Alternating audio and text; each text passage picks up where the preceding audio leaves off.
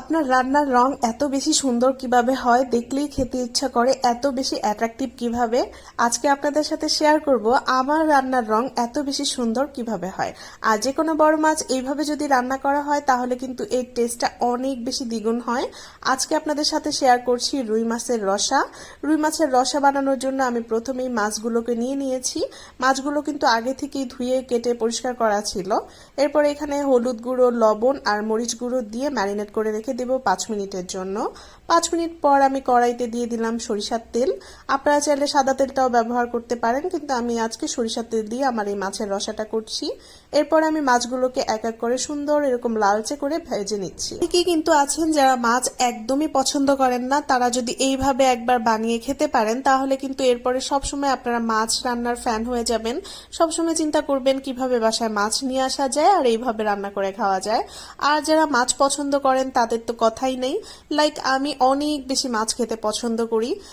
আমার কাছে তো এইভাবে মাছ রান্নাটা অনেক বেশি ভালো লাগে। প্রথমেই হচ্ছে মাছগুলোকে ভেজে নিয়ে আমি সেই তেলের মধ্যেই দিয়ে দিয়েছি পেঁয়াজ বাটা, আদা রসুন বাটা এবং ধনিয়া ও জিরা বাটা ব্যবহার করেছি। বাটা মশলায় কিন্তু যে কোনো মাছের তরকারি বা মাংসের তরকারির টেস্ট অনেক বেশি ভালো আসে। এরপরে আমি ভালোভাবে কষিয়ে নিচ্ছি।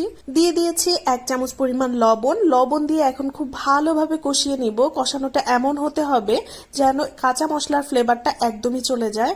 এরপরে ব্যবহার করছি যথারীতি মরিচ গুঁড়ো আর হলুদ গুঁড়ো।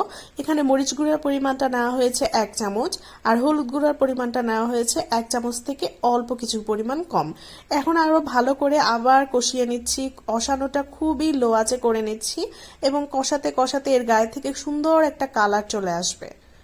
আপনারা কে কোথা থেকে আমার এই ভিডিওটা দেখছেন অবশ্যই কিন্তু আমাকে জানাবেন, যাতে করে আমি আপনাদেরকে অনেক বেশি ধন্যবাদ দিতে পারি। কারণ আপনারা আপনাদের দৈনন্দিন জীবন থেকে অনেক মূল্যবান সময় বের করে আমার এই ভিডিওগুলো দেখেন।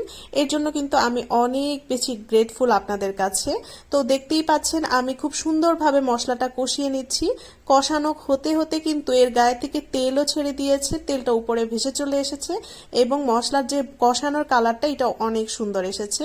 দিয়ে দিয়েছি ঝোলের জন্য 2 কাপ গরম পানি ব্যবহার করেছি।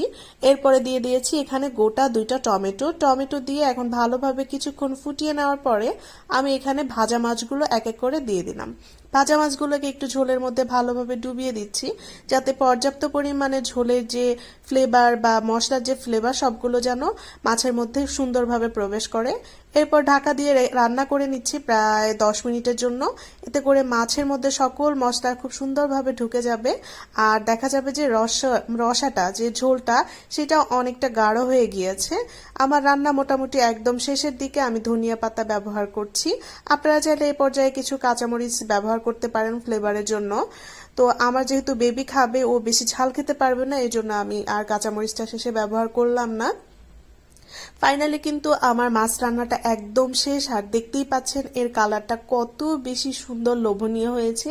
এইভাবে একবার মাছ রান্না করে যাকেই খাওয়াবেন সেই কিন্তু আপনার অনেক বেশি প্রশংসা করবে, সারা জীবন আপনার মাছ রান্নার ফ্যান হয়ে থাকবে। ফাইনালি মাছ রান্নাটা হয়ে গেল। কেমন হয়েছে অবশ্যই কিন্তু কমেন্টসের মাধ্যমে জানাতে ভুলবেন না। আর যদি ভিডিওটা বেশি ভালো লাগে তাহলে আপনাদের টাইমলাইনে শেয়ার করে দিন। আজকের মতো সবার কাছ থেকে বিদায় নিয়ে নিচ্ছি।